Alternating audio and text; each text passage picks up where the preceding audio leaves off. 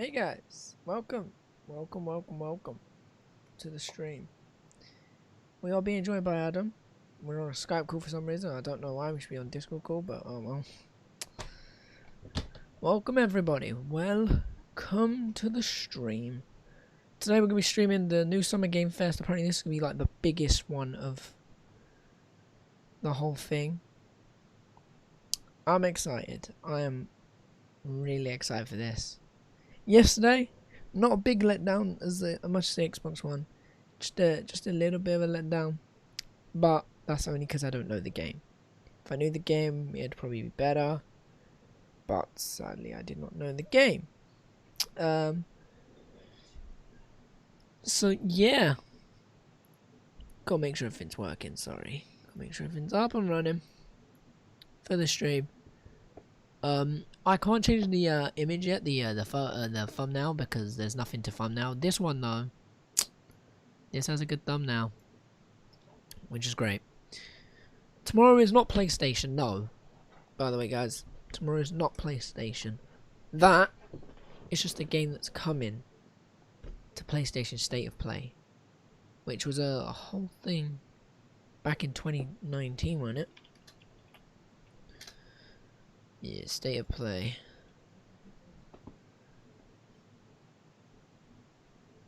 Yeah, it goes to two. I still can't read it, so that's kind of annoying. I can't read it.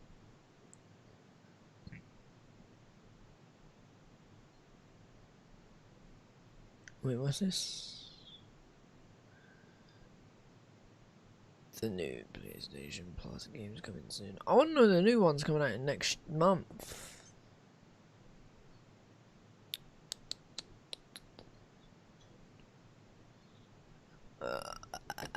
Yeah, I don't know what to talk about. I mean, the stream's about to start.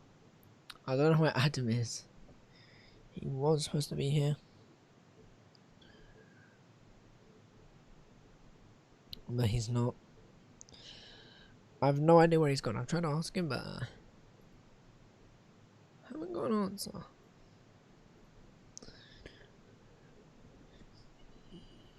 Have you noticed the thumbnail is a bit weird, isn't it, guys?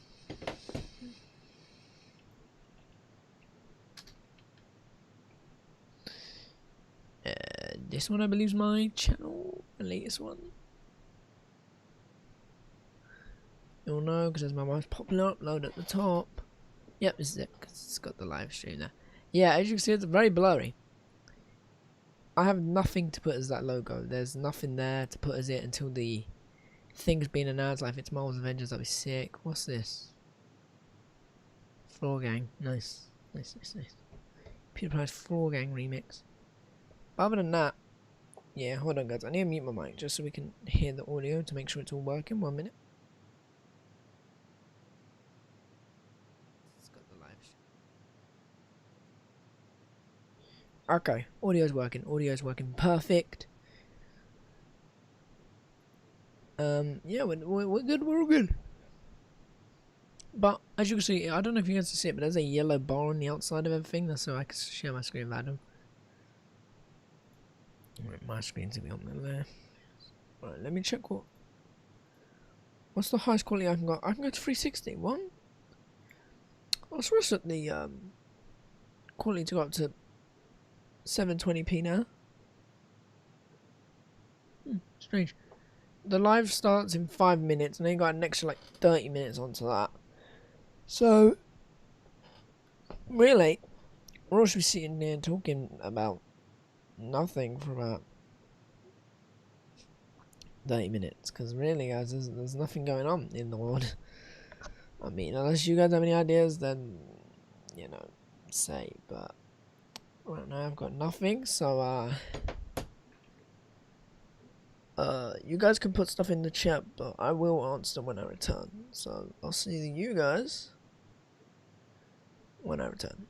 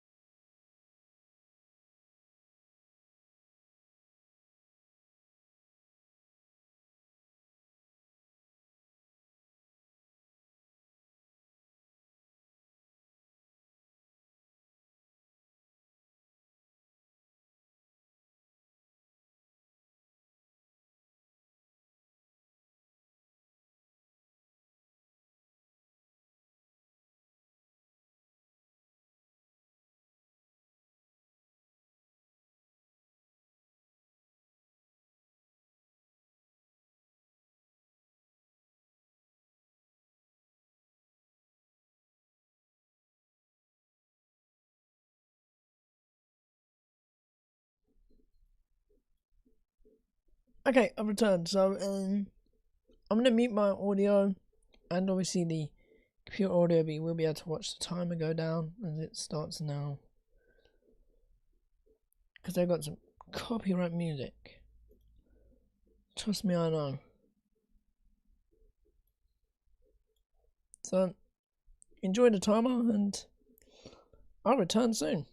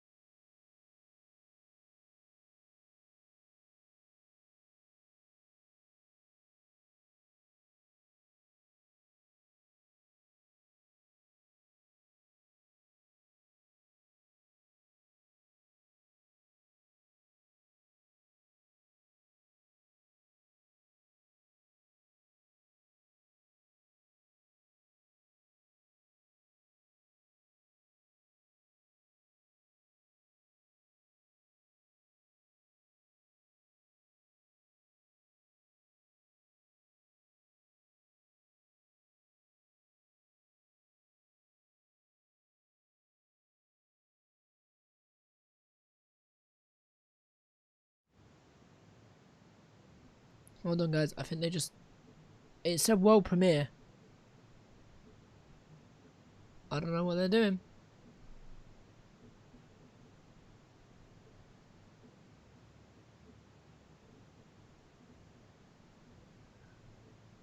I don't know. You watch, I'm gonna start music in a minute. I have to mute audio again. That's be so annoying. I'm gonna mute my mic and we'll see. If you guys have any questions or anything you want to ask me, I can watch the comments, but I will not be answering for a little bit. As soon as they'll come through, I'll answer them. But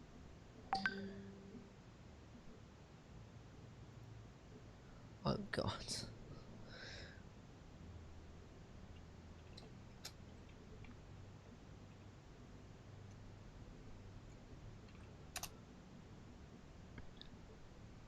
I mean, there is music coming through, but it ain't that loud. So I'm just gonna mute all audio, and you guys can just hear me for a minute. Adam's gone because he's got something doing. Back in about 10 minutes. 10 minutes. Yeah, the music's getting a bit louder now. I think this could be Marvel's Avengers.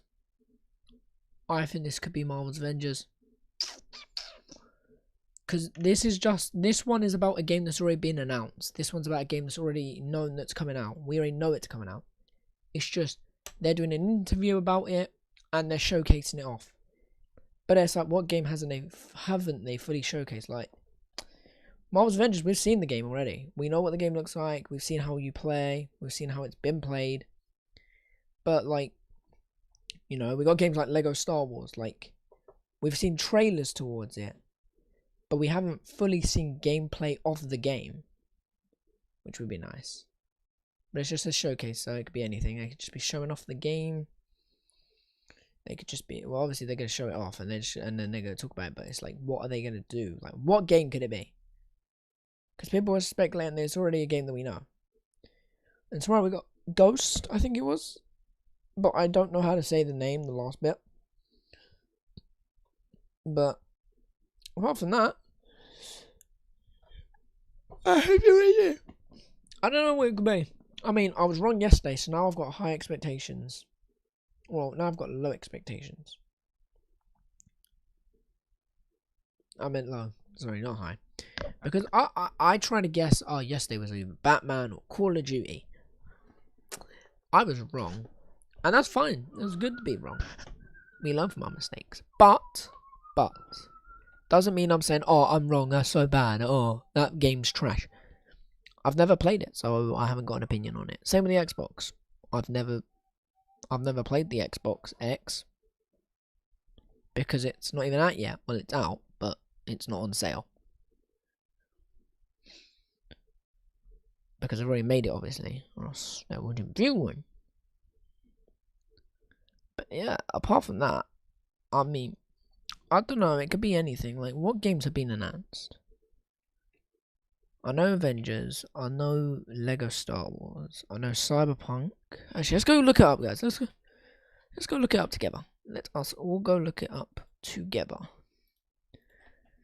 2020 games. This could give us a little hint. Oh, sorry, that was a bit loud. Hint towards what comes out. So these two are already out. This one's out. This one could also... Last of Us Part 2 is a possibility. But it comes out on the 29th of this month. So it comes out right at the end of the month.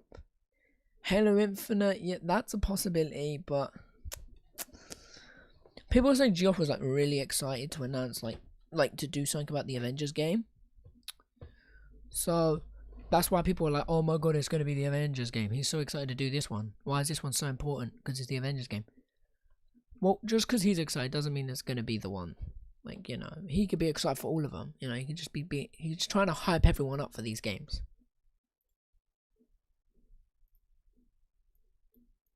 You guys are lucky you can't hear the songs I'm listening to. So Cyberpunk has a possibility, but I'm not sure. I mean, we haven't fully seen it. We haven't fully seen a whole bunch of gameplay for it. Like Avengers, we've seen like what, the first 30 minutes.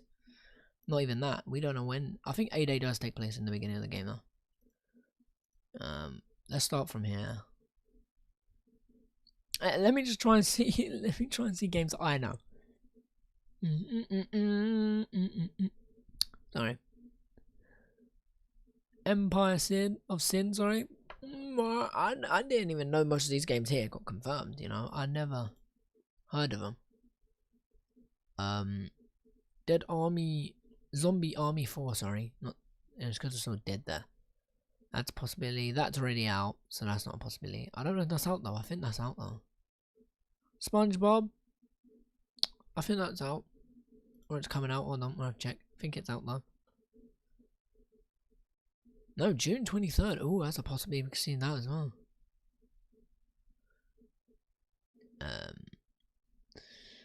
What else is a possibility? Iron Man VR, yeah, that's a possibility, but that's supposed to come out in 2 days, so who knows? Look, May 15th comes out on the release date of the Marvel's Avengers game. Well, the original release date of Marvel's Avengers. Dreams is already out. I know that for sure.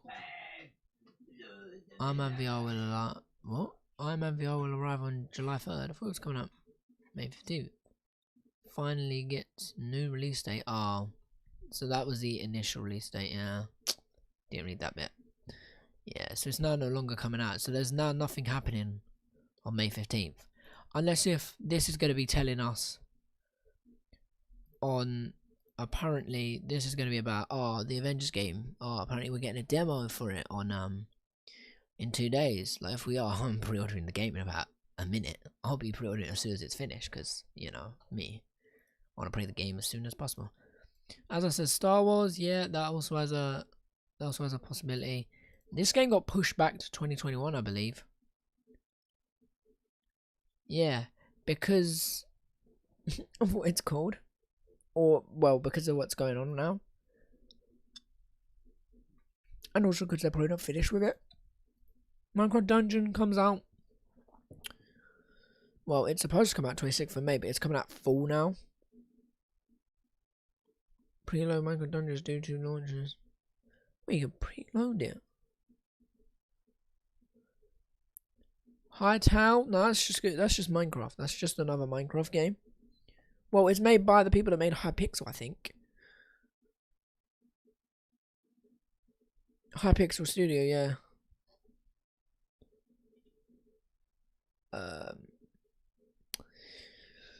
Jesus, Minecraft Education Edition came out in 2016. I know it came out in 2015. Yeah, that's 2019. That's 2009. Man, that's nice. 11 years ago. I was going to say 19 for some reason. Oh, we're listening to Queen.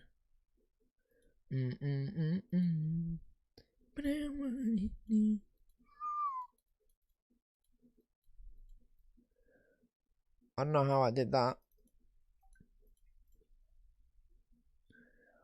Hopping on. What?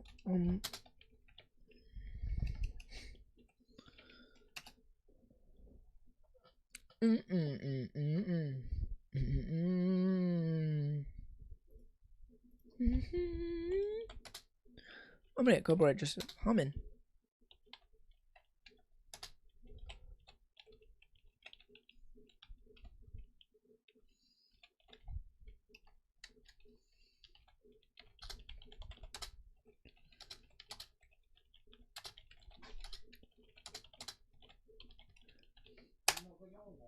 Sorry. Alright. Guys, while we wait, I'm gonna mute my mic. Actually wait, no.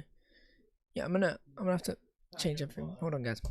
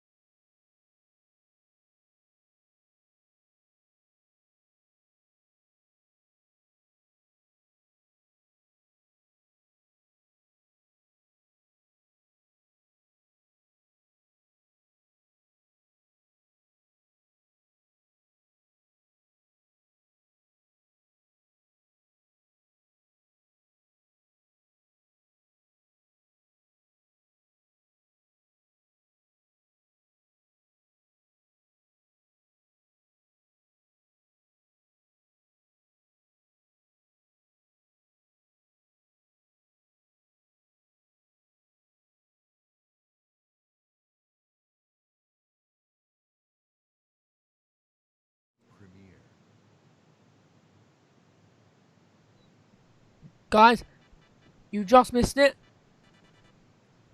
No, why? They just played World Premiere, and it had the Keanu Reeves saying, "We have a city to burn." So I think they're about to be announcing. Adam will be 5 minutes. I think they're about to say something about Cyberpunk 2077. Woo! Because they keep messing up. Bro, I'm trying to catch it. Wait, can I do that? Oh, I can. They're playing the Wii theme right in a minute. Boom, boom, boom, boom. I think it's the Wii Shop one.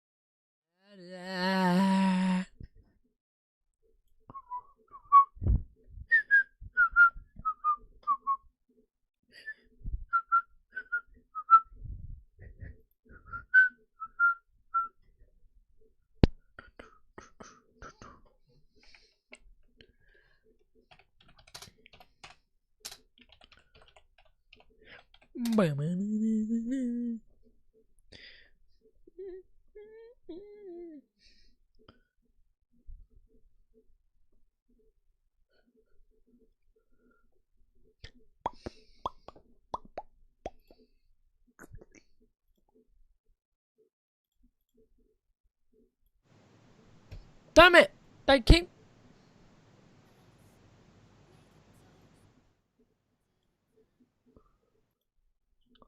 I'm gonna turn it down to a point where you guys just can't hear it. And I'm gonna touch. As soon as I hear something. So after every song, it says world premiere. 13 minutes, anyways. This video is most likely gonna get copyrighted, but you know.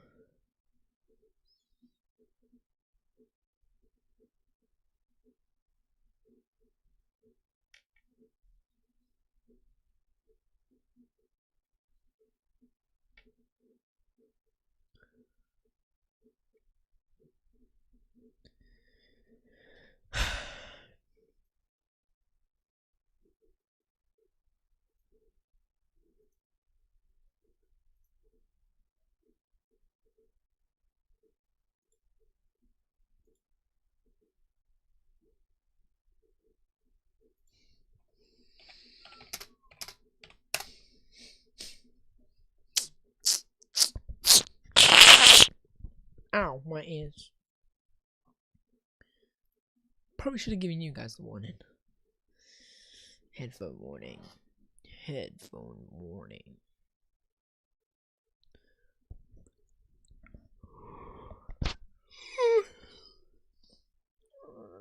Okay.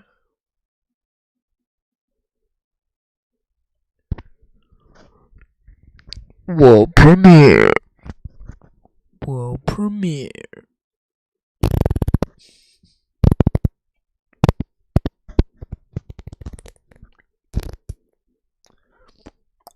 "11 minutes, guys. 11 minutes. It's almost over. Every single day is going to be a stream now, I think. Streamed audio's current bit is at 0. No, it's not.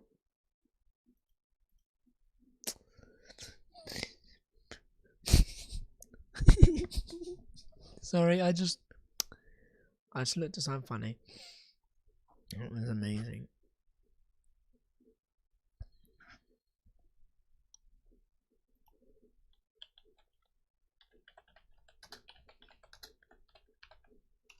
Oh shit, I need to get OBS ready just in case.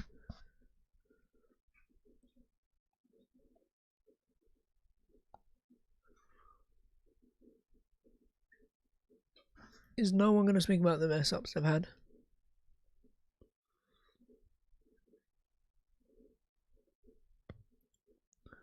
Oh, hello, your mic's really low again. There we go. Alright, guys, we're being joined by Adam. Hold on, I need to mute this audio. Okay, we're being joined by Adam. Of course you will. Of course. Who else would I be joined by? I've no idea what the hell's going on here. Oh, who's...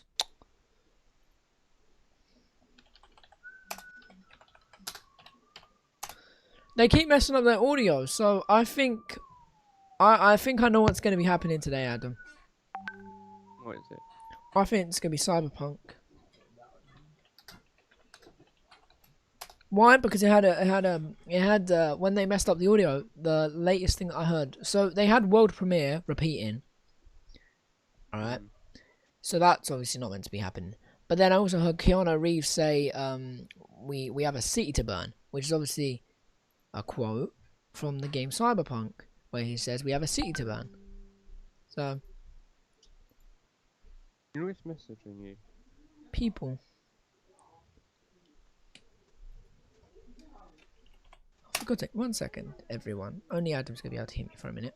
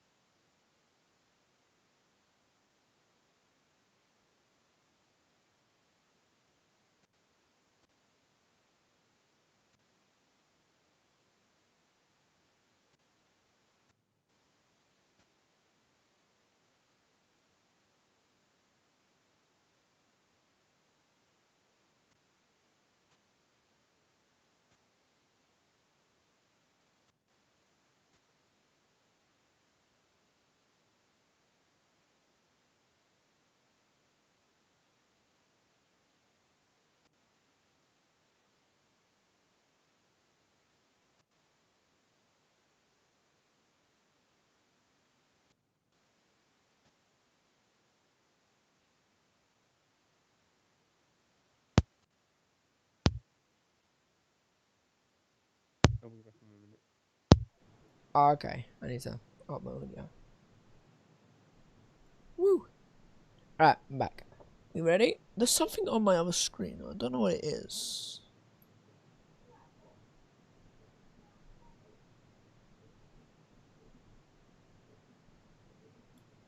Wait. Hold on, guys. Really quick test, like.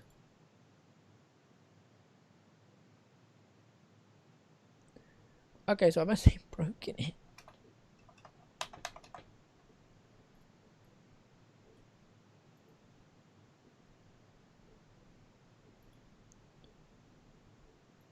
Yeah, root text. There we go. Okay. What's going on the stream? Hold on, guys. I have to mute desktop audio for a minute.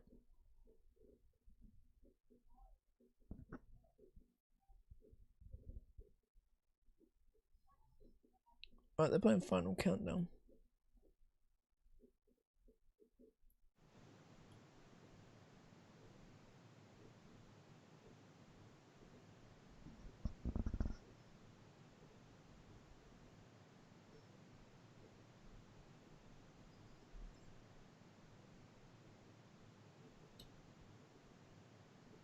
But yeah. It won't be that long, guys, until we're actually starting the stream properly. Why do they make us wait so long?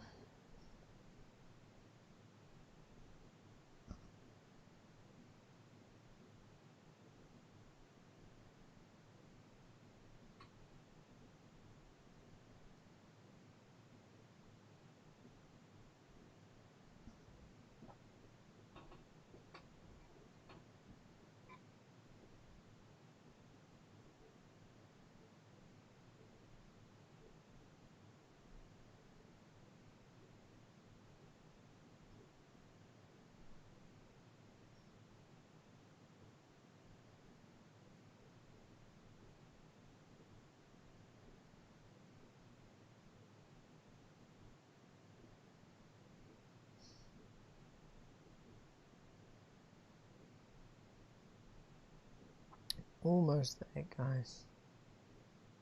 Almost time.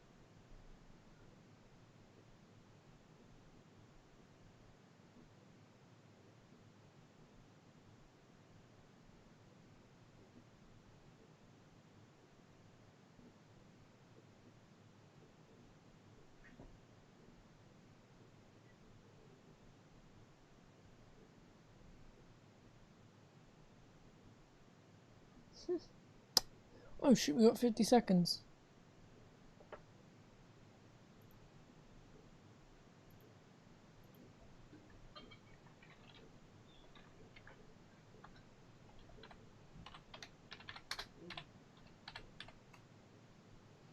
Four, three, two, one.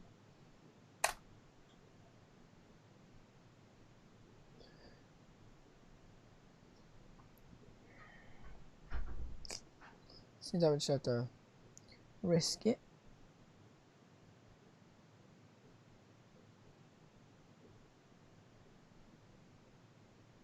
10, 9, 8, 7, 6, 5, 4, 3, 2, 1.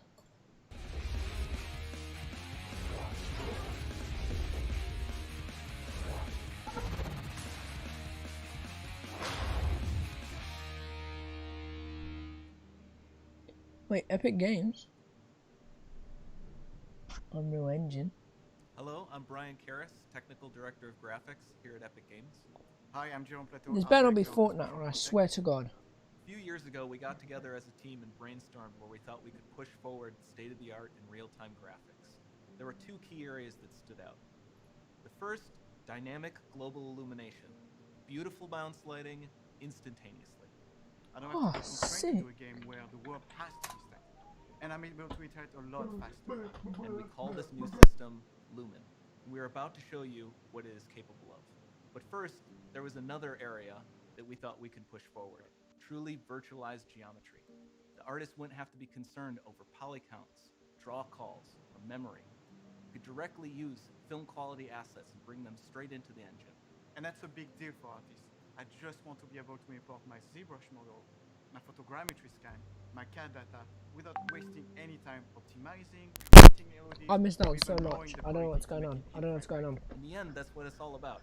Art that just works. Apparently Call GTA this 5 new is coming out to technology nanite. Epic Games Store Here tomorrow, is the guys. future of Oh, Unreal hi, Adam. Engine running live on a PlayStation 5.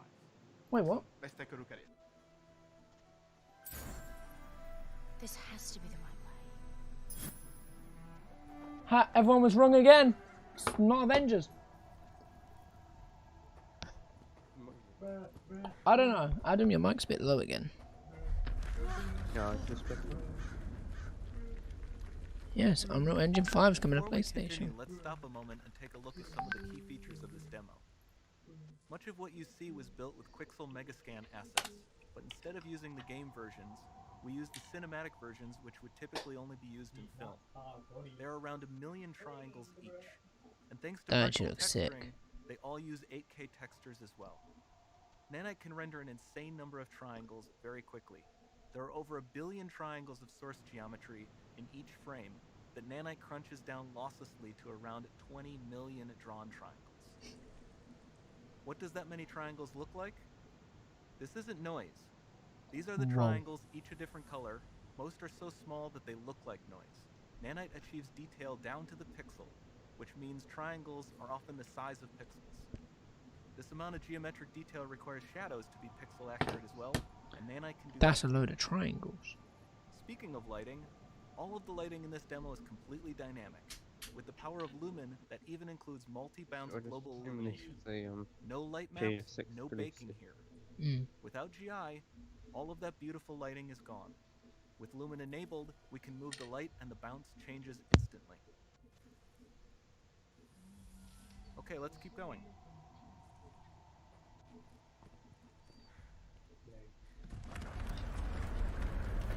Why does this look so bad? Hold on. We've made some great additions to our audio system as well.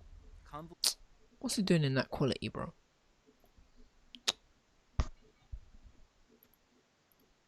Convolution reverb allows us to measure reverberation. My question is, why is the stream in that quality? The stream should be in 720p. That's what I put it up to. Reproduce them in virtual spaces. Sound field rendering allows us to record and play back spatialized audio.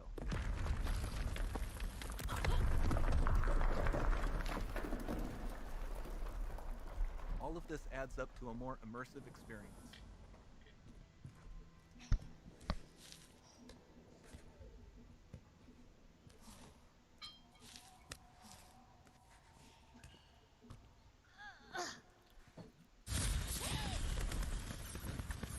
This swarm of bats was created with our Niagara effects system. Particles in Niagara can now talk to one another and understand their environment like never before. Mute my mic so you guys can hear it properly. We've also added a ton of new functionality to run fluid simulations like you see in the water below.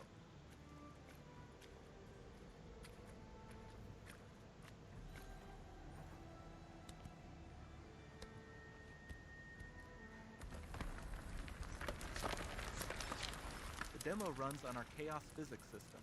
Here we are using it to accurately simulate the rigid bodies of the falling rocks and the cloth of her scarf.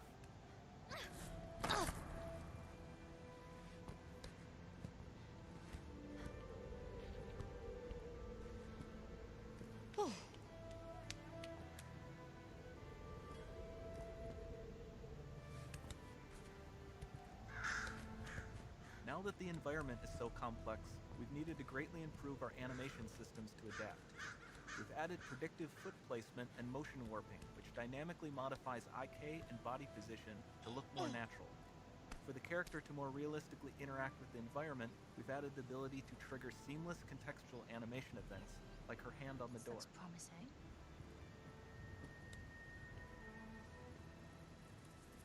Dynamic GI is amazing, not just for speeding up iteration, but also for its impact on gameplay.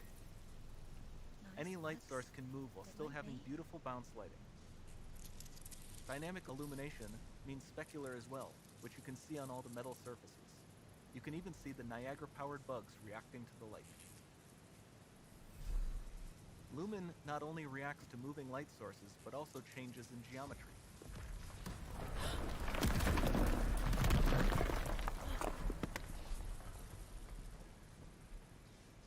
Remember we mentioned high poly assets? This statue was imported directly from ZBrush and is more than 33 million triangles. No baking of normal maps, no authored LODs.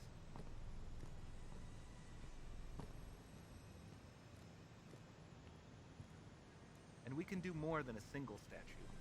There are nearly 500 of that exact statue at the same detail level placed in this room, for a total of over 16 billion triangles from statues alone. Over this entire demo, there are hundreds of billions of triangles.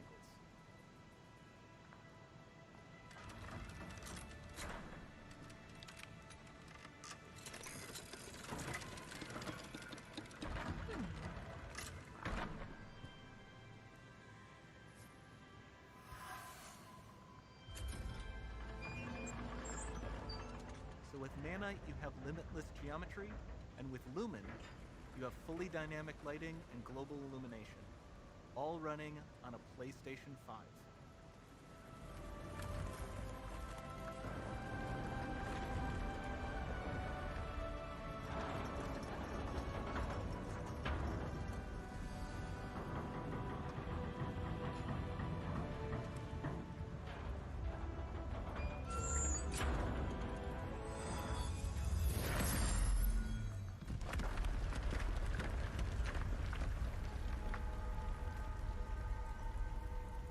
There's not much time left.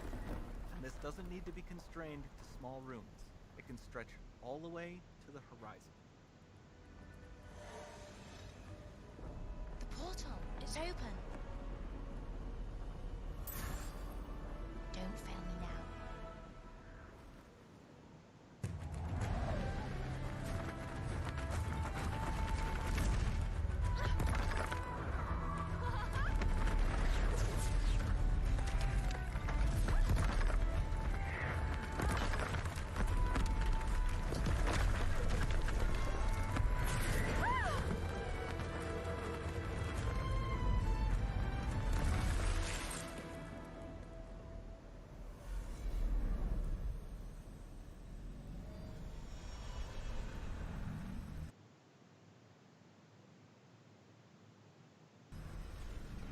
It's time to see what's next.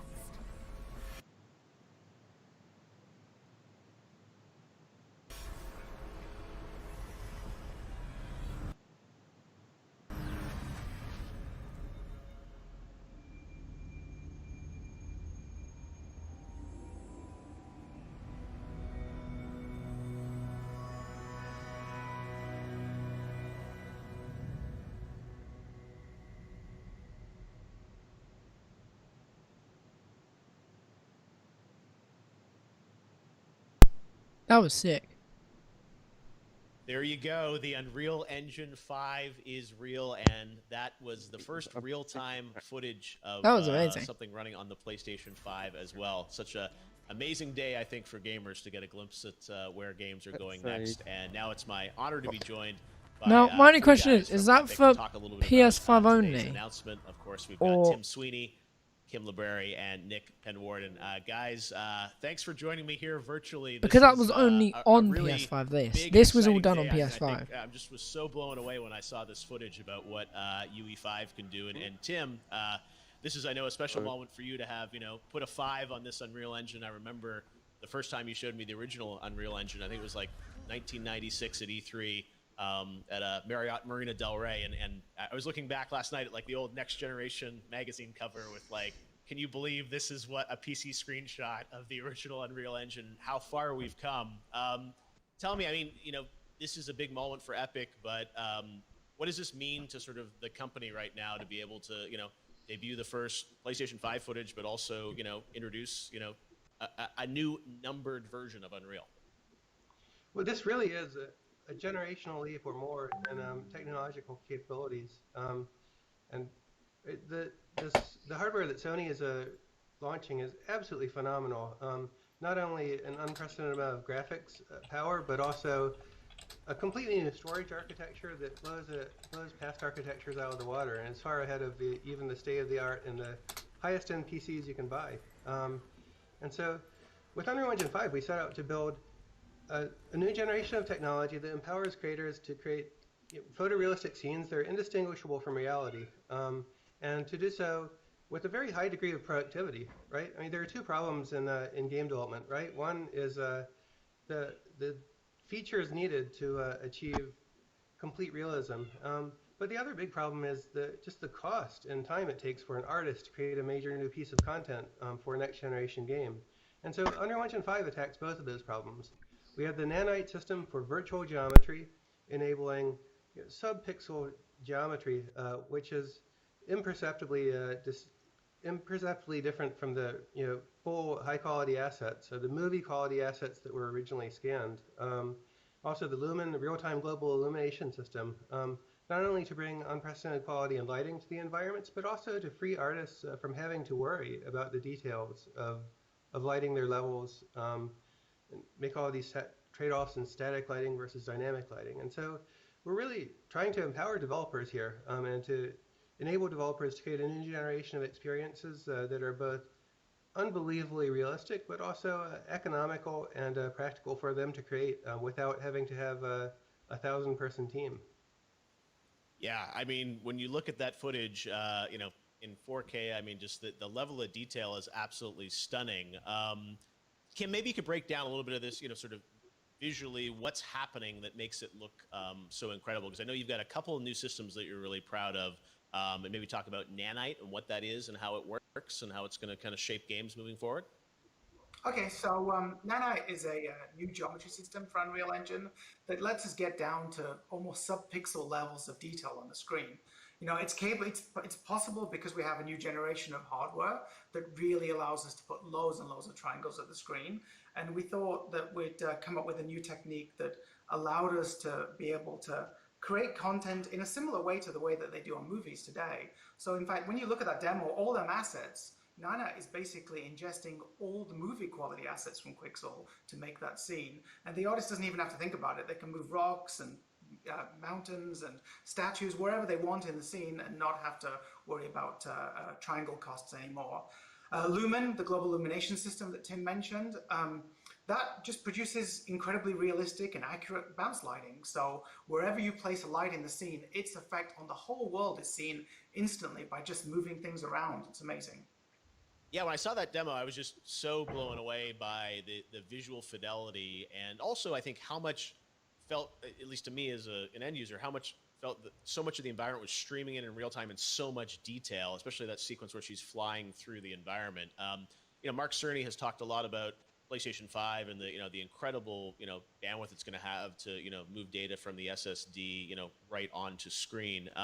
Nick, can you maybe talk a bit about how that's sort of manifesting itself in this demo? I assume some of those improvements in PS5 are enabling types of things that just weren't possible in previous generations.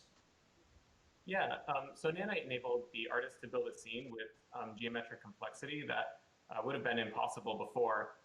There are tens of billions of triangles in that scene, and we simply couldn't have them all in memory at once. And so what we end up needing to do is streaming in triangles as the camera is moving throughout the environment. And the I/O capabilities of PlayStation 5 are one of the key hardware features that enable us to achieve that level of realism. Yeah, no, it's stunning to see that, and I think also the global illumination. I think people have heard that concept before, but now really manifesting sort of in real time in that environment with the flashlight or some of the other lighting scenes. Can you guys maybe break down sort of from the gamer perspective, like how games are going to change because of the full global illumination? Well, first of all, this enables a much wider variety of games to have very realistic responses to light.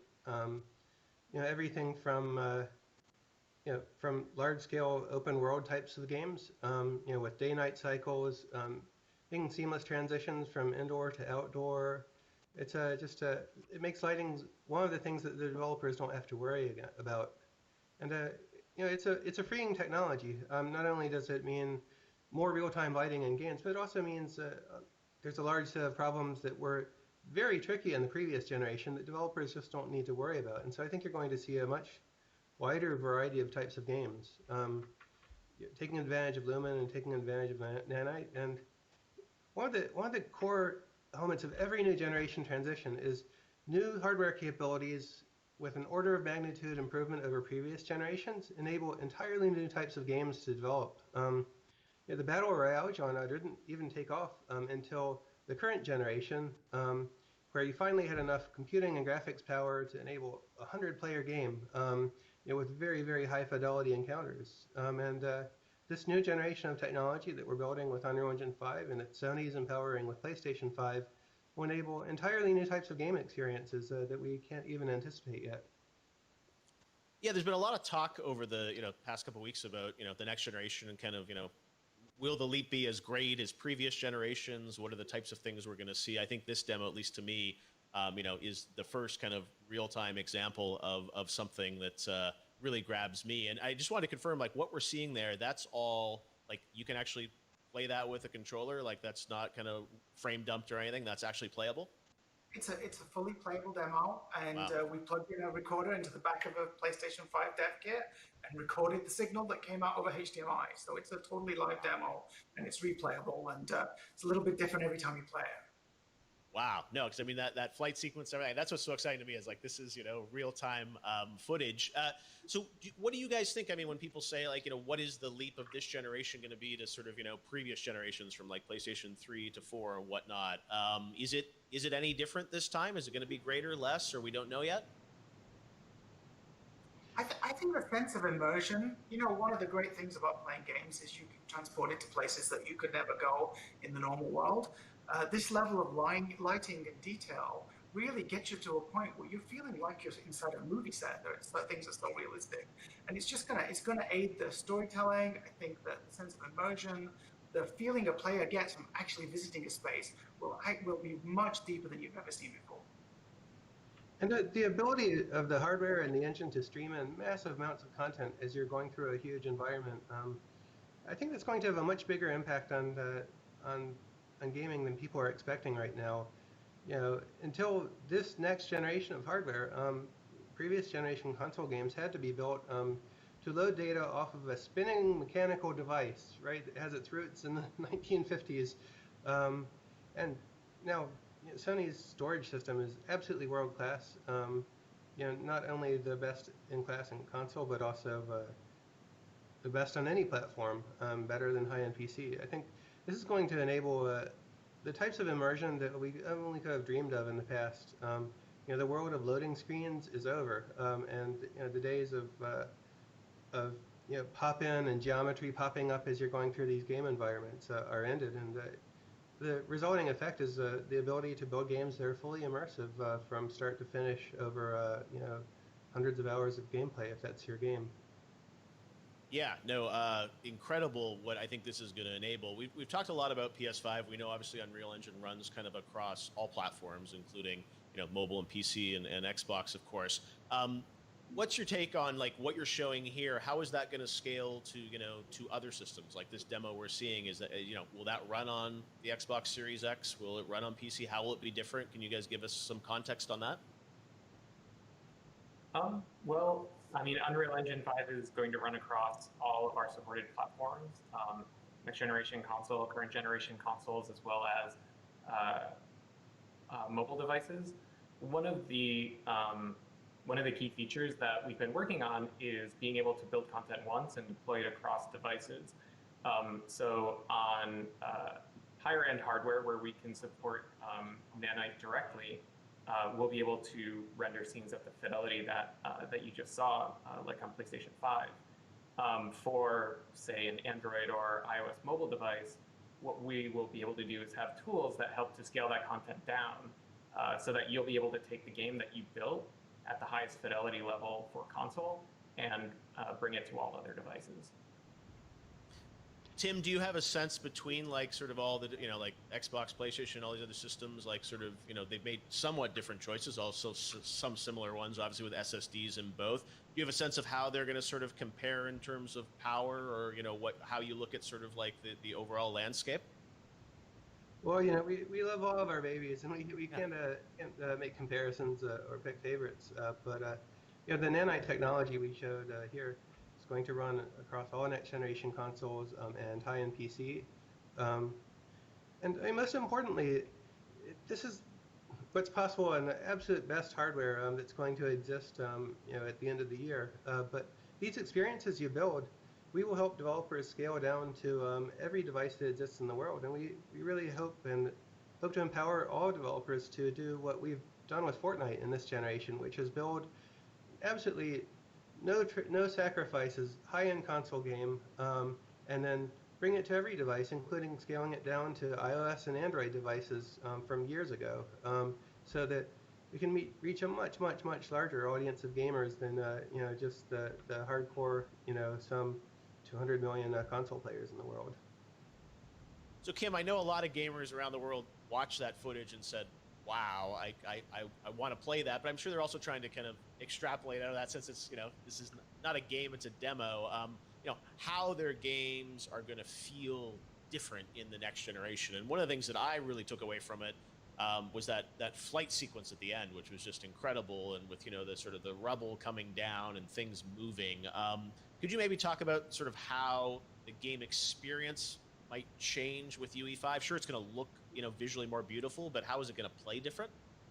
So traditionally on this current generation, if you wanted to make a photorealistic environment, the way that people do that is they bake lighting into the environment. The problem with that means the environment is not dynamic. You can't move things around. You can't incorporate user-generated content because you don't know what it is prior to shipping your game. But with this technology, with the Lumen technology and nanite, it means that worlds can be super rich and super dynamic. So not just destructible components, but mutating components and things that change beyond the release of the game. Every day, an environment could have grown and changed, and that can all be calculated live.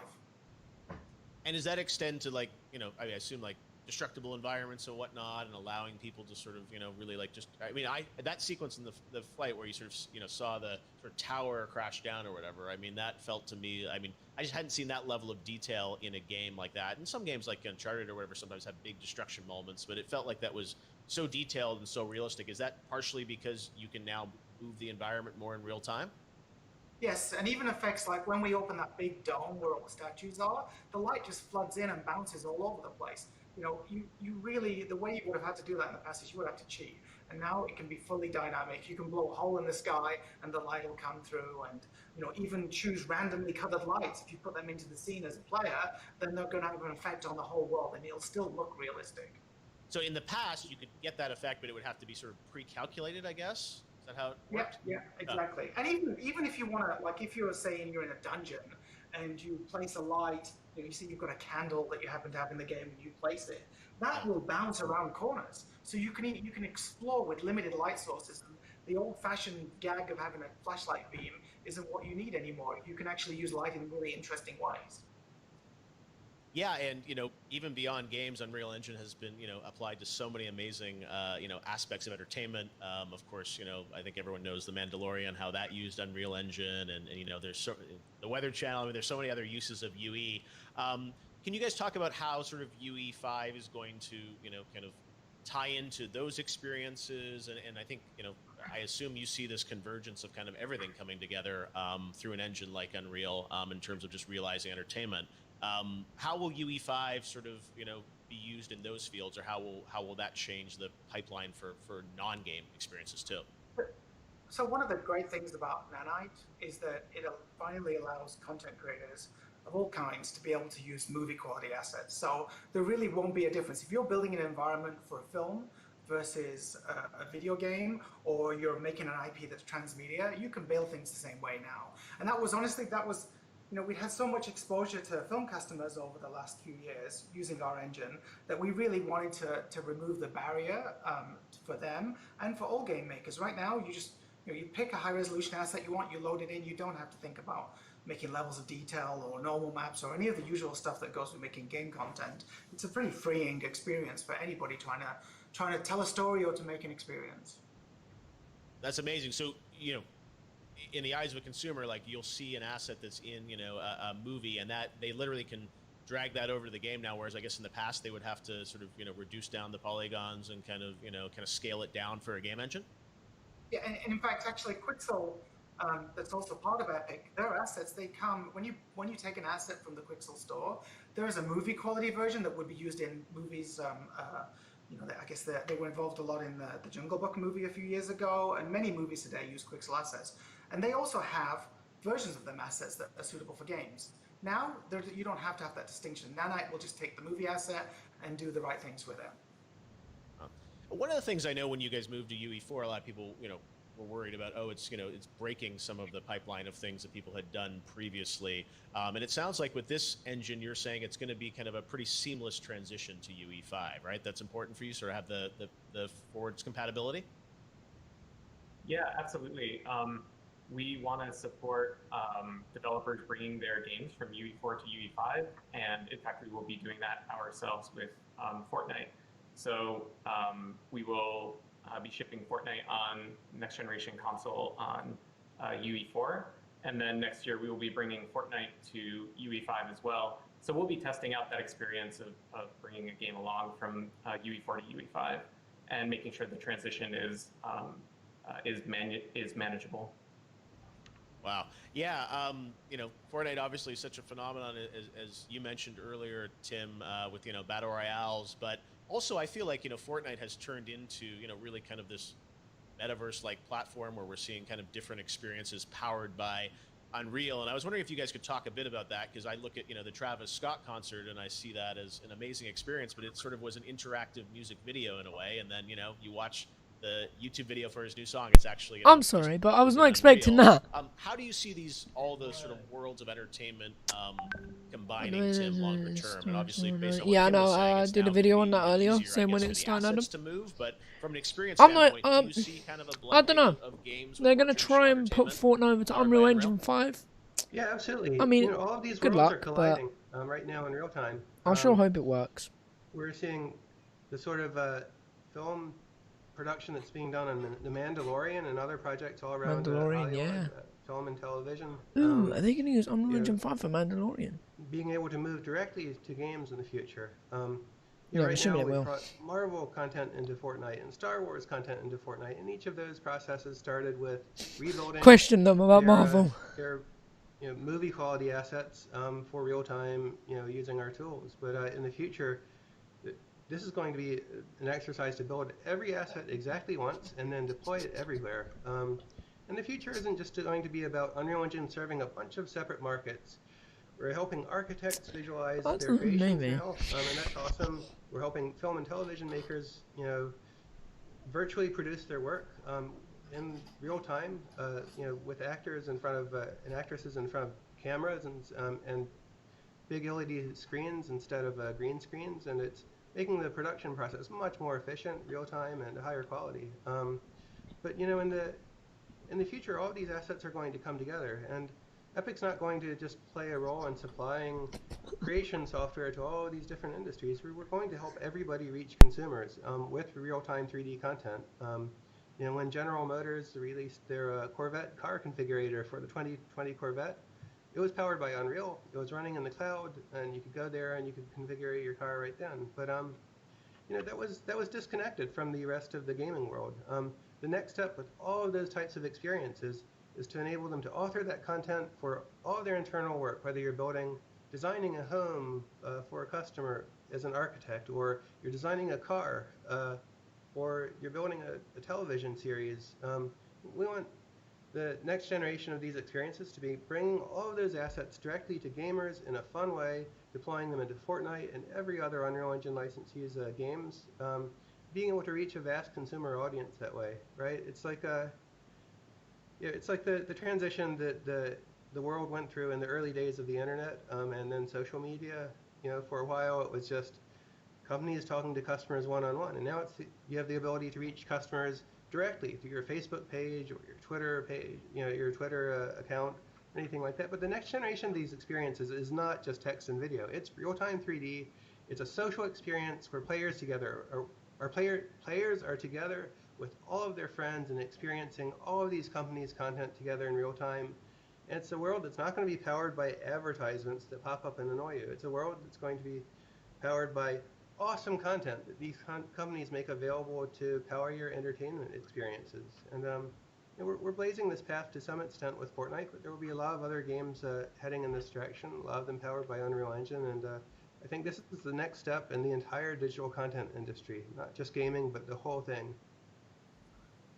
I couldn't agree more. It's so exciting to feel that games are going to be at the center of this. But as you said, I think this like those shared experiences that you're having in Fortnite, even a concert experience. There's no gunplay or combat involved. It's just a shared kind of experience, which is so compelling.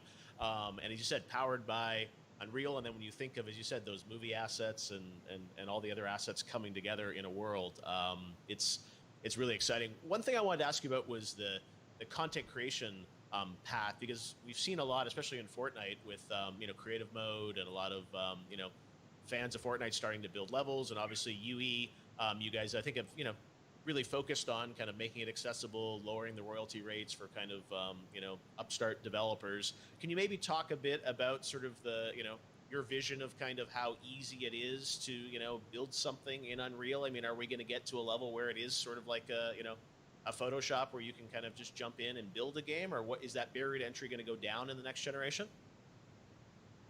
Epic is working to address the whole range of content development scenarios, all the way from your AAA game developer or your feature film in Hollywood being produced using world-class photoreal assets, all the way down to indie game experiences and content creation for the 100 million people who want to build stuff but aren't professional modelers and haven't had training in that. And the continuum of experiences spans Fortnite Creative, which has been used by over 100 million people, all the way up to Unreal Engine 4 and the Unreal Editor, which is an insanely powerful piece of software that's actually pretty complicated to learn. But over time, these tools and technologies will be coming together in some exciting ways, and we're not ready to talk about all of it yet.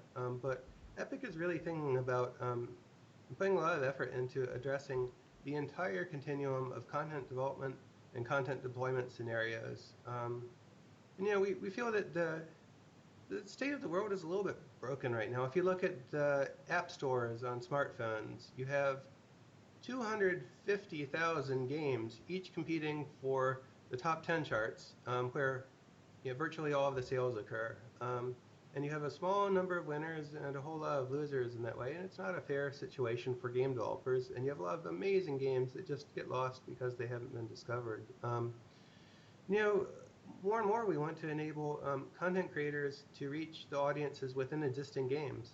And this has been part of the industry since the days of Quake and Unreal Tournament, when user mods became possible, and we and id Software released our first tools so the community could start building their own stuff. And now it's reached a scale of hundreds of millions of users if you look at what Fortnite is doing, and Minecraft and Roblox enabling user content creation. But I think right now you have two separate worlds, right? You have the professional tools of Unreal Engine and Unity, and then you have the tools for the masses in Fortnite, Minecraft, Roblox, and they're really not connected anymore. They're not connected at all. And the next step is to cross over and to enable all of the content tools to reach all of the customers and all of the ways that they play games. And this is something we're thinking a lot about, and we'll be doing a lot of work on in the coming years. It's awesome to hear. We've talked a lot, obviously, about like graphics and lighting and things that are very powerful and visual that grab you. But I want to talk about the underlying architecture a little bit, and things especially like online services. And I know that's something that Epic has focused on, about kind of connecting people, even cross-play, but also finding ways to kind of bring communities together. And I guess some of that's tied to UE5, but also it's just a general platform approach. But can you maybe share a bit on kind of your vision on the other aspects of Unreal and Epic, and how that's going to sort of evolve over the next few years too? Oh, sure. Today we're showing Unreal Engine 5 for the first time, but we're launching the Epic Online services to all developers in the world across 5 platforms right now, and you can download the Epic Online Services SDK and use it right away. What this is the set of all of the online features that we built for Fortnite, including cross-platform friends that span 7 platforms, enable players to connect together with all of their friends everywhere. Despite the different account systems and friend systems that exist on each platform, on the console platforms and on Steam. And we're opening it up to all developers for free. And the goal here is to help all developers work together to accomplish what we accomplished with Fortnite, and to build a cross-platform social ecosystem together with all of the other developers in the industry, right? Instead of players being siloed into the one platform they're playing on, we want them to be able to reach all of their friends everywhere, but also build up friends across multiple games. And that's the really interesting thing about the Epic account services that we're launching. If you choose to use Epic accounts in your game, then you can reach the entire Fortnite player base, which is over 350 million accounts worldwide, and more importantly, it's 2.2 billion social connections between players. When 2 players become online friends and start playing together, those friend connections now persist across games, from all of the different publishers who choose to use these services. And so, it's the most open set of services that have been launched to date, and it really helps to bridge the gap, that's existed on all of the other platforms. And until recently, it was really only Epic, EA, Activision, the really big companies with a huge set of development resources that had the capability of building that sort of thing. But now this is open, and it's approved by all 3 of the console makers for use on their platforms, and it's ready for all game developers to adopt. And so we're really trying to help the industry get to a better place. And we think the core of the game industry are these 300 million hardcore gamers across high-end PC and console. But there are billions of gamers worldwide, and I think the next stage of the industry's growth is going to come from connecting these audiences, not with low-end casual games on one set of platforms and high-end games on another set of platforms, but getting all of the players to play together and enabling all developers to release their games on all platforms, as we did with Fortnite. Yeah, I think that's such an interesting idea that, these gaming platforms almost become, it's another social network now, right? And I know you guys have House Party that's been very successful over the past few months especially, but it feels like now, House talk Party. those numbers with Epic Online Services, it starts to feel like this is, a Twitter or a Snapchat or an Instagram, and sort of this way to kind of connect people. Is that part of your longer term vision, is that people will use sort of these game services as kind of a gateway to connect with people, and games are a part of it, but also just the larger sort of social graph will be kind of the gateway to it will be through a game engine? Well, what we're building here is the opposite of a walled garden, right? We're enabling all publishers to use all of their different account systems and connect using these services. And we're working with all of the different console makers and other platforms and services to help interconnect them.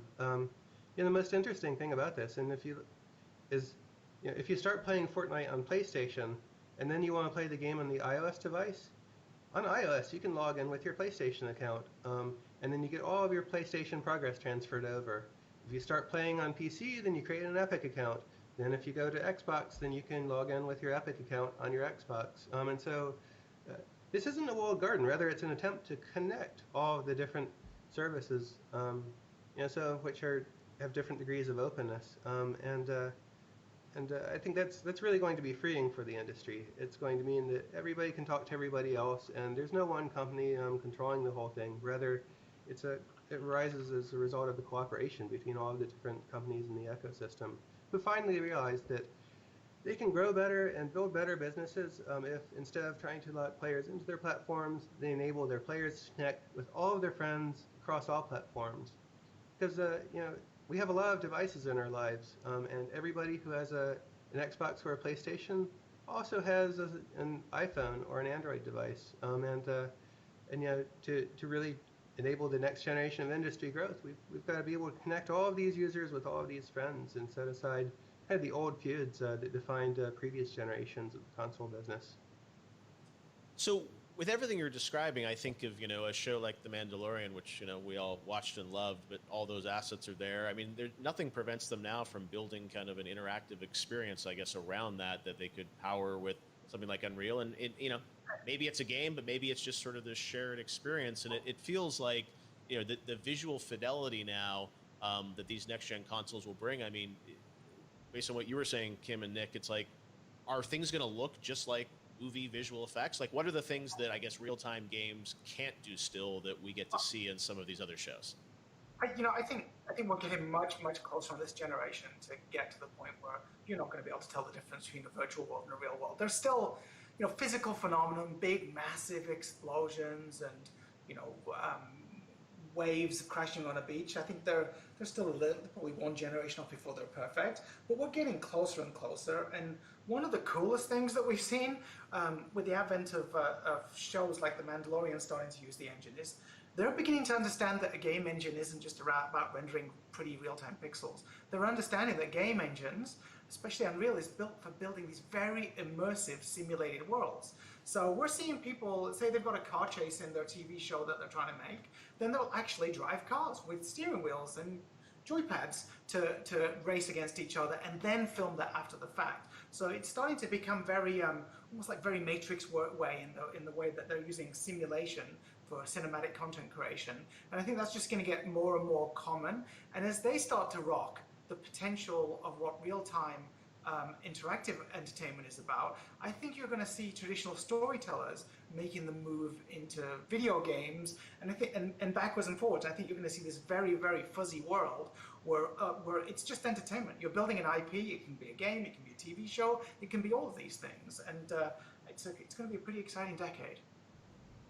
And I'm sure some people saw that, the showcase that you guys just showed, the demo, and everyone's like, I want to play that game. But we should clarify that's not a game, I don't think, right? It's just a tech demo? It's a tech demo. Yes, okay. Yes. No, we feel it's the best way to present, especially something that was built for the Game Developer Conference, is to show something within the context of gameplay. So, and it also means, we wanted to improve some animation systems in the engine. So it was much better to actually have a world that you can walk through, play, jump, whatever. Keeps it real, or unreal in this case. I was gonna say, it's real gameplay. That's what we like to see, is that people can actually play through that. And again, it just blows me away when you see that final sequence at the flight, and that's the kind of thing that I think we've all been waiting for, is to see that glimpse of where games are going next. So it's really exciting to see how you guys keep pushing the technology to the next level with UE5. And I know it's going to be next year, you say. So we'll see some next gen games this holiday shipping on the brand UE 4.25, I think, right? And then next year is when we'll see UE5. Is that right? Yeah, that's right. We're planning on having a preview of UE5 available early next year, and then shipping the full 5.0 later in the year. Yeah, and I imagine characters will also improve. I know you guys have done a lot of work there with sort of character technology. We already talked about with Nick the idea of streaming more into the environment. No load times, as Tim mentioned. I mean, these are other things that I guess are going to sort of impact the game experience. But are there other dimensions that you think the next generation will sort of evolve to with UE5? I mean, I think the character stuff feels like, to me, another area where we're not quite the same as movies yet in terms of character technology, but I'm sure you guys are pushing on that too. I'm very confident. Oh, sorry, go ahead, Tim. This is just the tip of the iceberg here. We've shown digital humans technology in the past, but Epic and the 3 Lateral team that recently joined us are going to be pushing that to entirely new levels, not just in graphics fidelity, but also in productivity for content creators, so that a developer without a huge budget can build digital humans that are world class. We have a lot of investments going on that you'll hear about over the coming months and over the next year. Also, at the core of this, this isn't a big open world demo, but open world technology and enabling worlds without bounds is the key initiative that's uniting all of this. Virtualized geometry is one part of it.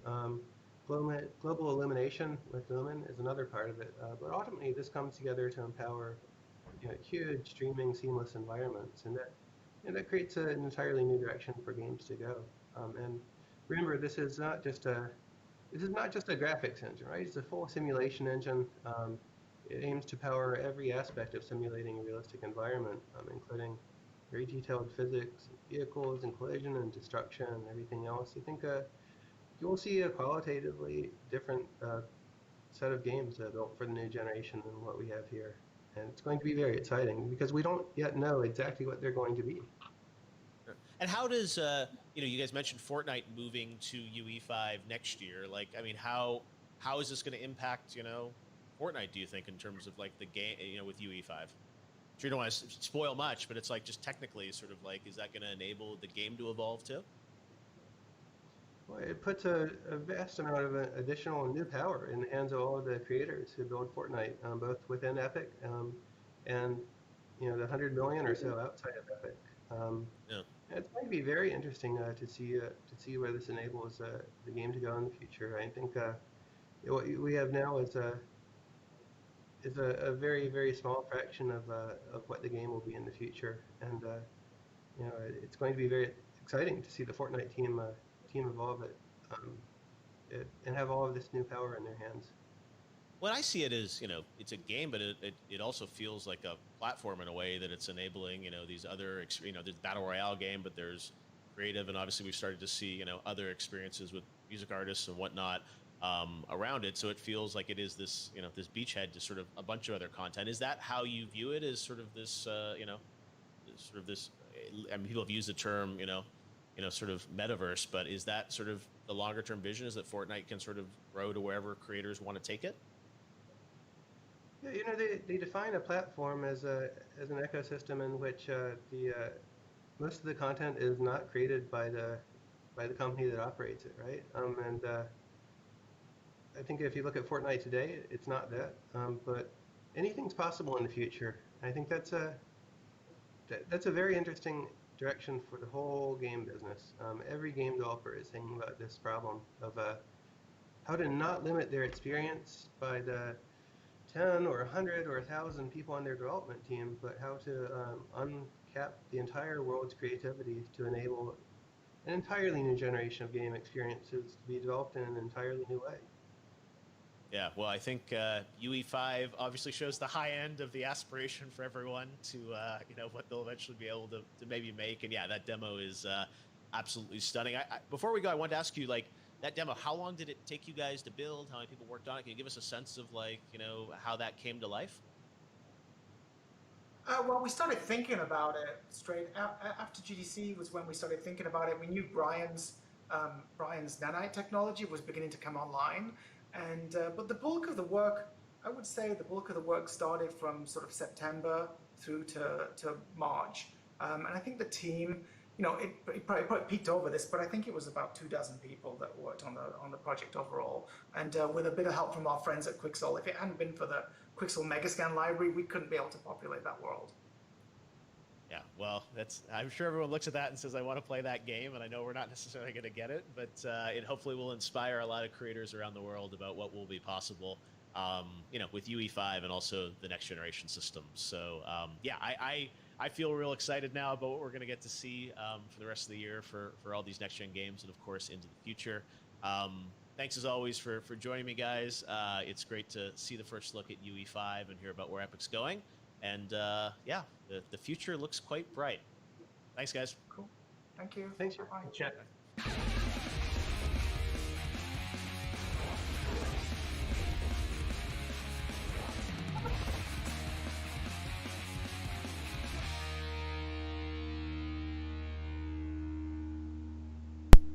Well then, that was unexpected but really good. Especially, like, I was like, oh, they're so going to announce something like the Avengers game or something. They're going to do something like that. No, they did something 10,000 times better. Unreal Engine 5. That is perfect. Just what we need. Thoughts, Adam? Really good. Oh, I'm going to check the card. You what? Xbox wins. So no game reveal. See, people were like, oh, bro, this is trash. Look, dislike, bro, this is trash. They don't understand. If we didn't have Unreal Engine, they wouldn't be having any of their games. That's what they need to think about, all right? So these guys here, I'm sorry if you guys are commenting or anything, if anyone watches this, but they're kind of idiots, alright? Because we need Unreal Engine, or else we wouldn't have TV shows and movies. As they kept saying, Mandalorian is also using the Unreal Engine. So that means, obviously, they'll probably use it they'll use Unreal Engine 5 for the newer season. It's like the upcoming seasons, not season 2 probably, because that's supposed to be out this year. Unless they ain't recorded yet and it gets recorded next year, then there's a possibility. But as I said, they want to move over like Fortnite and Minecraft and Roblox. They want to move all them over to Unreal Engine 5. But that's why they said they're trying to do Fortnite first, because they want to make sure that they can actually do it. They don't want to just be like, alright, we're going to move all over every single game and promise it. Because there is... Look, they're doing console wars in the chat. That's so stupid. It's actually... Oh, someone put the A word in the chat. I have got news for myself, though. I am getting a PS5 this year for Christmas. So, those of the hill don't go out of stock, because I swear they ain't doing that many this year. They're doing like... I think it's like... How many...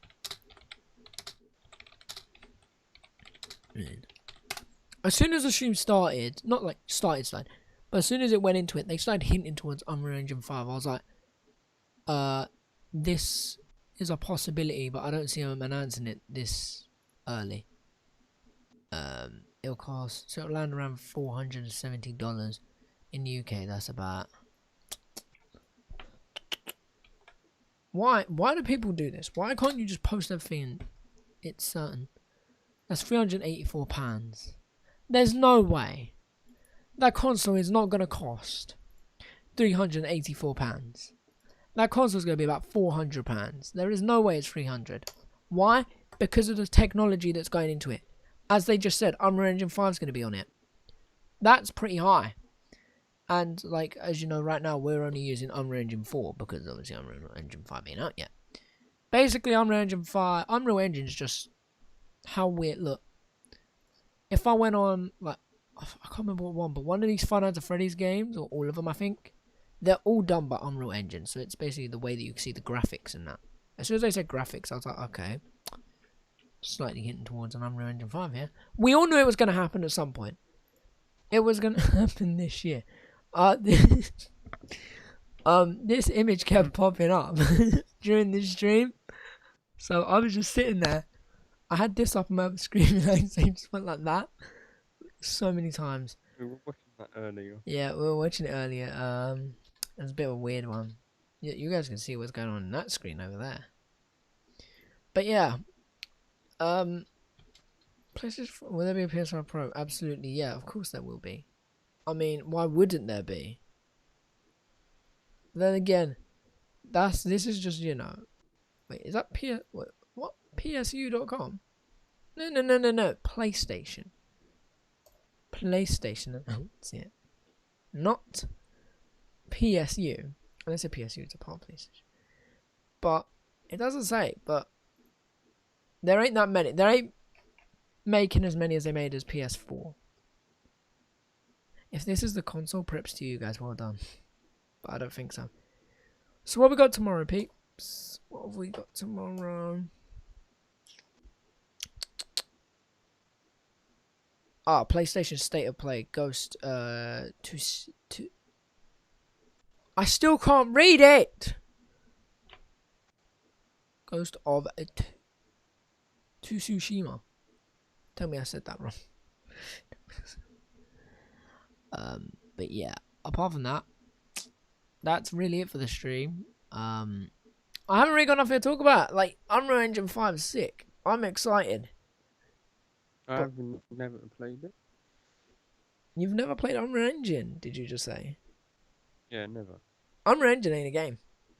I know, I mean, fucking thing that they showed. Oh, the game that they showed? Yeah. Yeah, that's just a demo for the PS5. That ain't gonna be a game. We ain't gonna get that.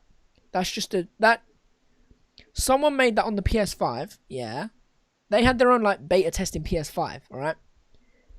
They used that and put the game on there with the Unreal Engine 5 in, and then they played it, and then they recorded it, and then they posted it.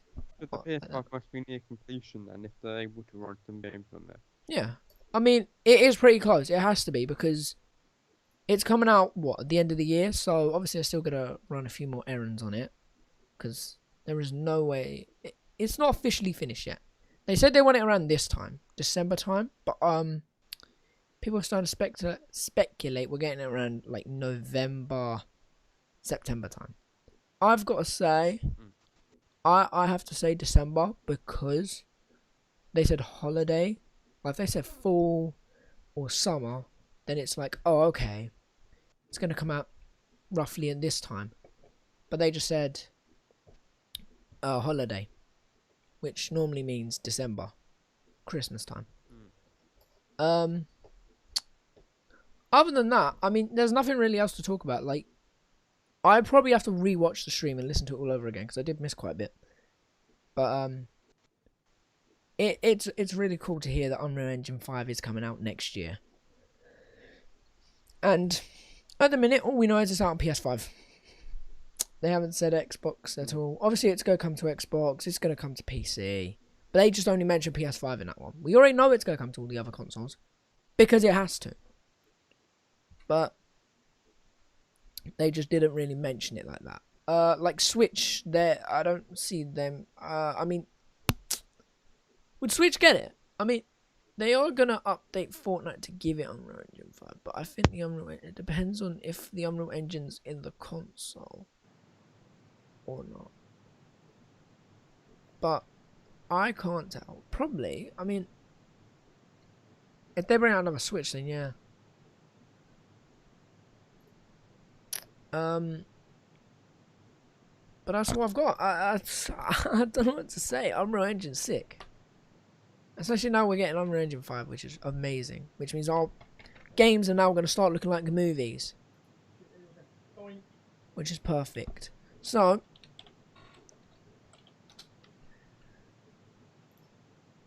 I got anything else to add, Adam? I really have nothing. Nope. That's the first stream. I actually have nothing. So, I hope you guys enjoyed. I'll catch you guys tomorrow at 9 o'clock, roughly. For the Ghost of... Just... I still can't say it. See? I still can't say it. I'm not going to attempt to say it. But we will catch you... Well, I will. I don't know if anyone else is going to join me tomorrow. Tomorrow's a late one. It's very late tomorrow. Yeah, but I will 100% catch you guys. 9 o'clock tomorrow with PlayStation State of Play. Hope you guys enjoyed, and I'll catch you in the next one. Bye, guys.